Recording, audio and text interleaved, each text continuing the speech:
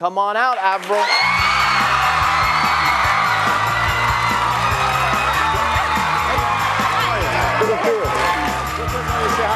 meet you, Jesse.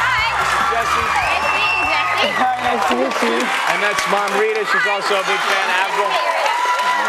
Enjoy. Come on in.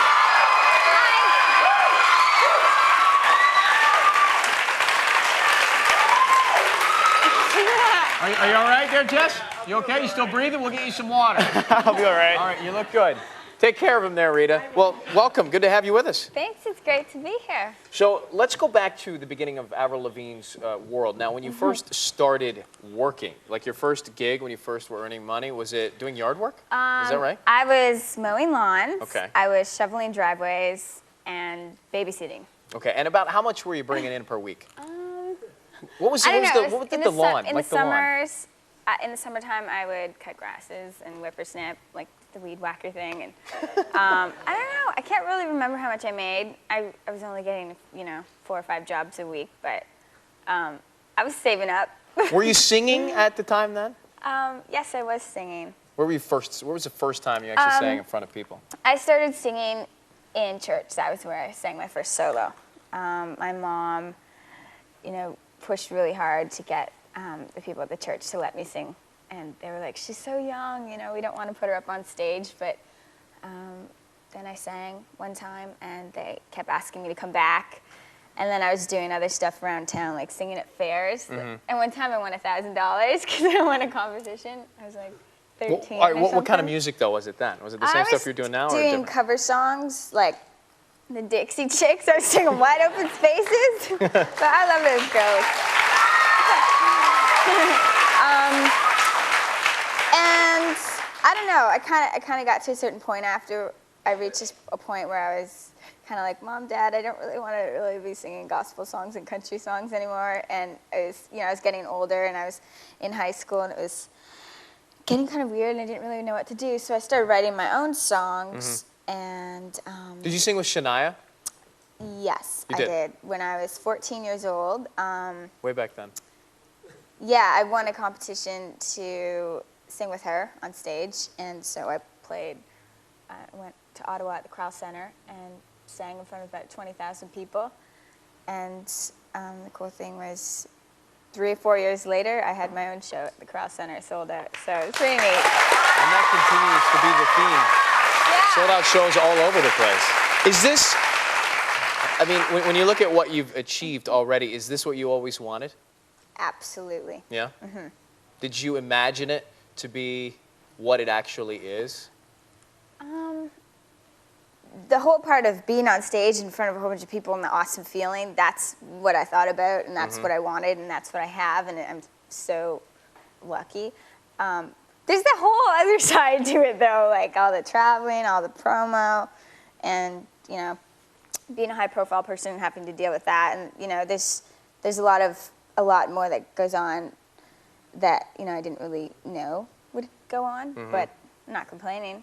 So do you get frustrated when you read things that people think you've said that maybe you haven't said, or when you're compared to other artists? I'll admit that I do, but not as much now, because I understand that something comes out one week in this magazine and people talk about it for a week, and then something new comes out on somebody else later, and it's whatever.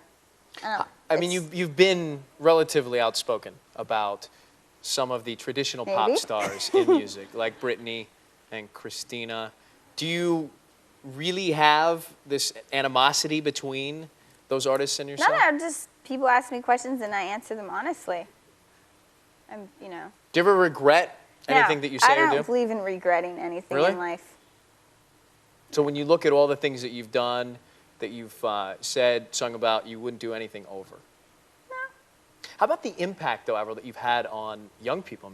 Remember the tie outfit. That was something that you did because it was part of who you are, and then you look around the country and little girls and even women my age are lined up to see you, and they're dressed like you. Was that bizarre? Was it? That whole thing was just pretty cool. I came out and I was wearing a tie pretty much every day, and then, I noticed everyone at my shows were dressing like me, and It's kind of weird, but, you know, overall it's pretty. We are going to take a break, come back with Avril. She's going to answer your questions. 1-888-567-RYAN. Right after this, then she's performing outside. Hang on, we're on air. Be right back. Interesting. No regrets ever. I just don't think I should ever regret anything. Still to come, meet the supermodel who can give you a chance to live like a star. Well, here's the thing.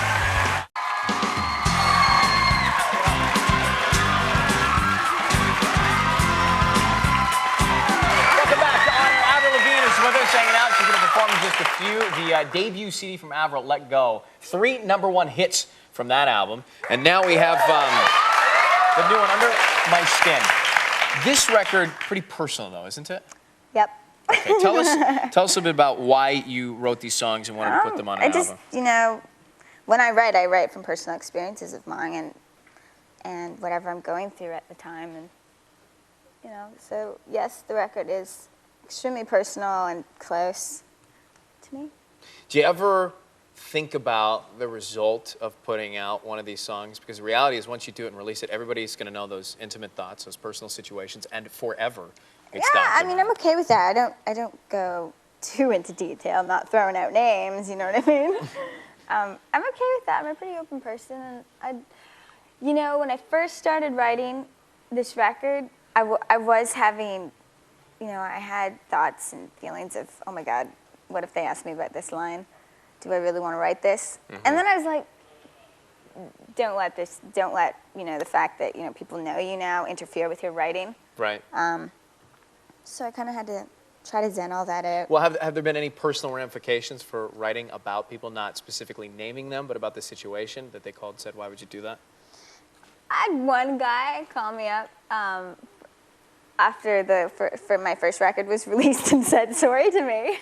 Said what? He said sorry. Oh, sorry. Yeah. That's right. But sorry, yeah. I didn't know that I made such an impact on you. But I actually thank all my ex-boyfriends on my first record for the inspiration. The glass is half full. All right. I've got a text question. AT&T wireless subscribers. Is that really your phone? This is my phone. You want to read the text question? You can actually read it. See, it's right there. Go ahead.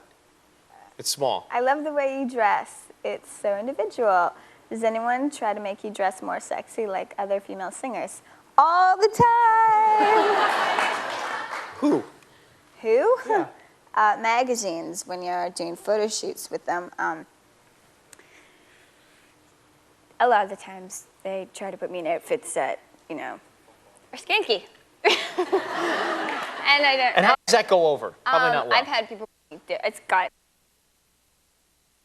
back to me all the time. I think there's someone in a room. Are we safe? We're safe. We got it. People come back to me all the time and let me know, and I hear everything that comes, you know, shit comes back. Again, did we get it? Whoops. That's 2. Sorry. I'm hoping you at home did not hear that. I've been called difficult and just, the jackpot's going up, though, by the way, right now, Avril. I've been called difficult for, you know, having to be strong as you know, fighting with people at the magazine saying, no, I'm not wearing that. And, I mean, I always have to fight. But you are not being difficult for the sake of being difficult. Well, exactly. I'm just standing up for myself. If I don't want to wear something, I'm not going to wear it. And it is always such a big issue. It is always such a big issue. You have no idea. Well, let's go right now to line 2. And hey, Howard. Hey, how you doing? Hey, you didn't hear any of those words, did you? That's all good, man. I'm calling from Windsor, so she should know where that is. Oh, okay. It's all good there then. Yeah. What's up, buddy? You're on the air with Avril Lavigne. Cool. We got a question. What do you miss most about being back, you know, out away from Canada and everything? What do I miss about Canada?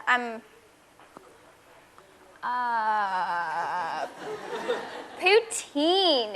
It's a French Canadian dish. It's French fries with curd cheese and gravy. Do you know what I'm talking about? I hear you. We got one other quick question. Okay. We want to know if you can just give a shout out to Jay. We know he's watching at Solid Sounds in Windsor. Jay? Yeah, from Solid Sounds. Hi, Jay. How you doing? How you want to say hi? You can have him back in. Thanks, Howard. Thanks. All right, now what is that dish? Poutine, and every time I bring What is it called? poutine. Poutine. Poutine doesn't sound like the Hollywood diet. No, it's not. And do you eat it often? Do they send it to you? Every time I go back home, or anytime I bring someone to Canada with me, I'm like, okay. You're going out for beer and poutine. No, you can't have beer. For some poutine. Just poutine. Yeah, I can. I'm 19. Oh, you can drink. You can drink. I was gonna say you can drink age beer here. 19 in Canada, and it doesn't really matter anyway. There you go, Avril Lavigne, the rebel. Seriously. All right, she's coming up live on the outdoor stage next. I had to wait till 21, but you know, each his own. Up next, Dodgeball's Vince Vaughn reveals why Ben Stiller likes to play peekaboo. We'll be right back on air.